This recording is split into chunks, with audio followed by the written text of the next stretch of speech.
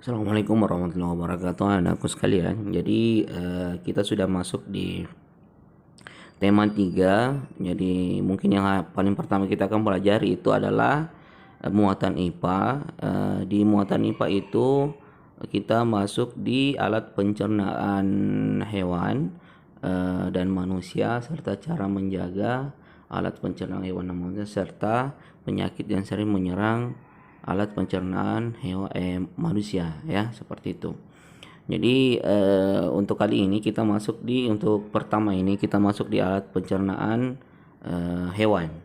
Nah, yang paling pertama kita akan pelajari di alat pencernaan hewan itu adalah alat pencernaan hewan ruminansia, ya. Apa yang dimaksud dengan alat pencernaan hewan ruminansia? Itu kita akan pelajari selanjutnya apa itu hewan ruminansia. Oke, kita lanjut ya. Jadi pencernaan pada hewan ruminansia, kita harus tahu dulu apa itu hewan ruminansia, kemudian pencernaan ruminansia, kemudian organ pencernaannya, serta kesimpulannya. Jadi organ pencernaannya ini terbagi lagi menjadi rongga mulut, faring, esofagus, lambung, usus halus, dan usus besar, ya. Itu yang kita akan pelajari. Kita lanjut. Hewan pemabiak Ordo Artiodactyla atau hewan berkuku genap, terutama dari subardo ruminantia, adalah sekumpulan hewan pemakan tumbuhan atau herbivora. Jadi perlu kalian tahu bahwa ada 3 jenis hewan dikelompokkan dari makanannya. Itu ada namanya herbivora, yaitu khusus pemakan tumbuhan. Kemudian ada namanya hewan karnivora, yaitu khusus pemakan daging. Dan ada namanya hewan omnivora, yaitu hewan yang memakan tumbuhan tapi sekaligus juga memakan daging. Seperti itu. Kita lanjut. Hewan ruminansia ini adalah hewan yang pemakan tumbuhan, ya, yang mencerna makanan dalam 2 langkah. Pertama, dengan menelan bahan mentah, kemudian mengeluarkan makanan yang sudah ditelan, dicerna dari perut, dan mengunyahnya lagi. Jadi saya mau jelaskan sedikit. Kalian mungkin pernah melihat seekor sapi atau kerbau atau kuda itu dia sedang beristirahat tapi mulutnya itu mengunyah, seperti mengunyah. Inilah yang dimaksud dengan hewan ruminansia. Jadi pada saat dia menemukan rumput, sapi itu menemukan rumput, dia makan dulu itu rumput sebanyak-banyaknya, kemudian dia telan tanpa dia gigit atau tanpa dia cerna di mulut. Nah, pada saat dia sudah beristirahat, biasanya hewan ruminansia itu mengeluarkan kembali makanan rumput tadi yang dia makan dari perut kembali ke mulut, kemudian dia baru mengunyahnya. Seperti itu. Namanya dalam istilahnya itu adalah mama biak, ya. Itu yang dimaksud dengan hewan ruminansia. Ruminansia. Oke. Proses pencernaan ruminansia berbeda dengan hewan pemakan biak lainnya. Perbedaannya terletak pada proses pengunyahan yang tidak dilakukan 2 kali. Selain itu, proses fermentasinya berlangsung di sekum dan di usus halus, bukan di rumen. Seperti itu. Oke, kita lanjut ya. Pencernaan ruminansia. Hewan ruminansia memiliki lambung kompleks. Alat pencernaannya terdiri dari mulut, faring, esofagus, lambung, rumen reticulum, omasum, obamasum, usus halus, duodenum, ileum, jejunum, usus kasar, coecum, rectum, dan anus. Di sini ada gambarnya, ya. Jadi rumen itu yang mana? Di sini ada rumen ditunjukkan sama garisnya, omasum yang mana, kemudian reticulum itu yang warna merah. Kalau dia diperbesar, rumen itu artinya bisa dikatakan adalah penampung makanan yang sebelum dicerna kembali. Itu yang dimaksud. Kalau pernah lihat kita kurban, kalian kurban itu, orang memotong sapi, di dalam perutnya itu kita sering temukan ada rumput yang masih kasar. Di situ biasanya tersimpan di dalam seperti kantung besar yang di dalamnya ada seperti handuk-handuk. Sering handuk-handuk itu juga sering kita katakan, kalau orang Makassar dia bilang kurangnya namanya rumennya. Itu yang dijadikan tempat penampungan makanan sebelum dicerna dengan halus seperti itu. Kita lanjut. Ini juga rumen ini sering dimasak ya, untuk dijadikan coto biasanya. Oke, lanjut. Esophagus, reticulum, omasum, duodenum, jejunum, cecum atau usus buntu, kolon, rectum. Ini adalah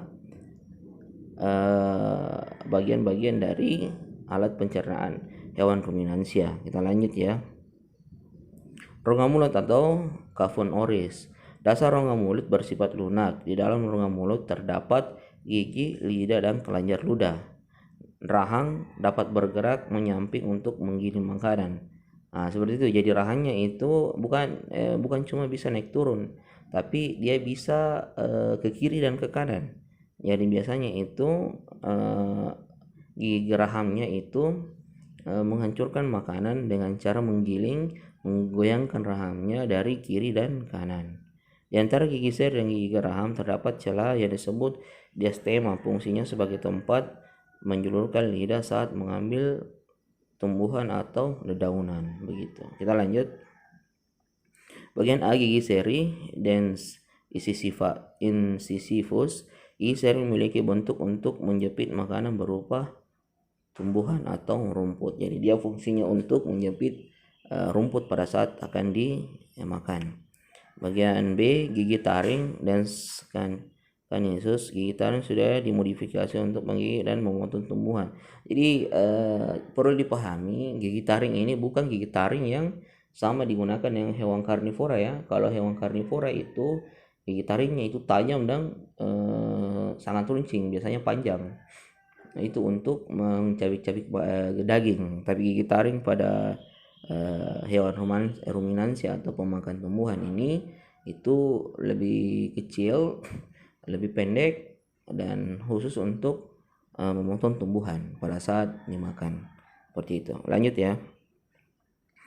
C, geraham muka atau premolar. Geraham muka berfungsi untuk mengunyah bagian mahkotanya, terdiri dari email yang melintang dan tajam. Kemudian bagian D, geraham belakang atau molar, yaitu geraham belakang berfungsi untuk mengunyah, memiliki bentuk datar dan lebar seperti itu. Lanjut ya. Faring.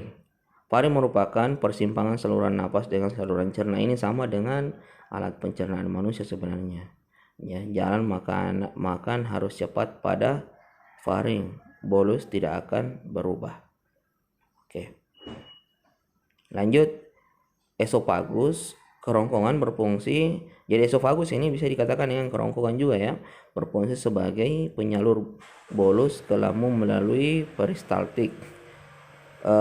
Bucopharyngeal, gaya berat gravitasi pada kerongkongan terdapat kelenjar sekretoris. Makanan tidak berubah dan tersusun oleh otot longitudinal dan sirkuler.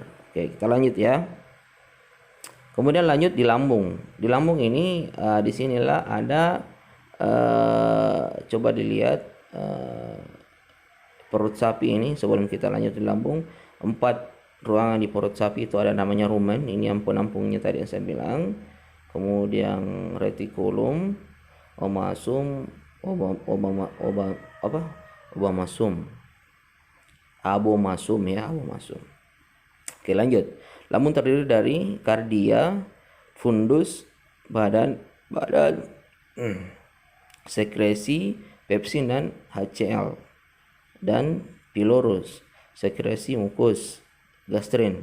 Lambung berfungsi sebagai tempat menyimpan bahan makanan sementara. lambung mengalami proses mekanis dan kimiawi. Adanya gerakan lambung dan cairan lambung bersifat asam. Lambung terbagi menjadi 4 ruang, yaitu rumen, retikulum, omasum, dan obomasum, seperti itu. Jadi di rumemla ini dikatakan menyimpan makanan secara sementara. Itu ya. Lanjut. Jadi di sini adalah denanya ataukah bagian-bagiannya ataukah jalannya. Makanan masuk ke lambung. Ada tanda panah. Rumen terjadi proses pembusukan dan fermentasi oleh enzim selulase yang dihasilkan bakteri dan protozoa. Kemudian dari rumen itu makanan menuju ke retikulum, dibentuk menjadi gumpalan-gumpalan kasar atau bolus. Kemudian dari retikulum makanan itu lanjut ke bolus. Dari retikulum dikeluarkan kembali menuju rongga mulut. Jadi makanan-makanan yang masih kasar ini itu dikeluarkan kembali menuju rongga mulut. Nah, dari kemudian dia lanjut ke omasum, terjadi penyerapan air dari pengunyahan. Jadi di sini sudah berada di mulut kembali ya, dari usus ataukah dari rumen tadi sudah kembali ke mulut. Nah, di situ ada proses pengunyahan dan penyerapan air. Kemudian dari sana lanjut ke abomasum, tempat terjadinya sekresi asam dan enzim pencernaan untuk mencerna makanan. Hasil pencernaan di abomasum menghasilkan bentuk bubur yang disebut kim. Jadi dia lebih halus lagi, dia telah kembali dan dia lebih halus. Kemudian kim menuju usus halus, dan kalau sudah makanan ini berbentuk kim atau berbentuk bubur atau lebih halus, dia akan menuju usus halus untuk melakukan pencernaan yang selanjutnya, dan kemudian sisa-sisanya diserap di seluruh tubuh. Sari-sarinya diserap ke seluruh tubuh dan sisa-sisanya itu dikeluarkan melalui anus, seperti itu. Jadi ini adalah proses pencernaan pada sapi ya, atau hewan ruminansia. Kita lanjut ya. Usus halus. Jadi pada saat dia di usus halus, namanya pada usus kecil atau usus sangat penting dalam pemecahan dan absorpsi. Terjadi pemecahan bahan makanan secara sempurna dan penyerapan sari makanan secara besar-besar. Ini yang saya maksud tadi di duodenum, jejunum, dan ileum. Jadi semua ini adalah bagian-bagian di usus halus ya, yang lebih kecil lagi. Kita lanjut. Kemudian usus kasar. Usus kasar, intestinum crassum atau colon itu mempunyai ciri-ciri sebagai berikut. Jadi namanya usus kasar ya. Satu, ukuran lebih besar daripada usus halus dan terdapat sirkulasi atau kantong-kantong. Kemudian pada usus kasar terjadi fermentasi dan absorpsi air dan elektrolit secara intensif. Kemudian usus kasar hanya sedikit menggunakan gerakan peristaltik. Oke, gerakan mendorong ya. Lanjut. Kesimpulannya, ini yang terakhir ya.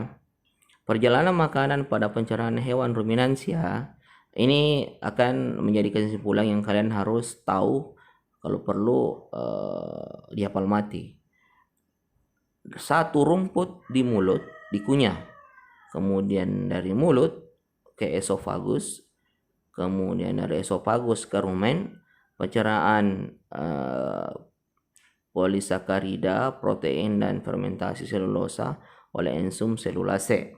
Setelah itu kemudian ke retikulum membentuk bolus.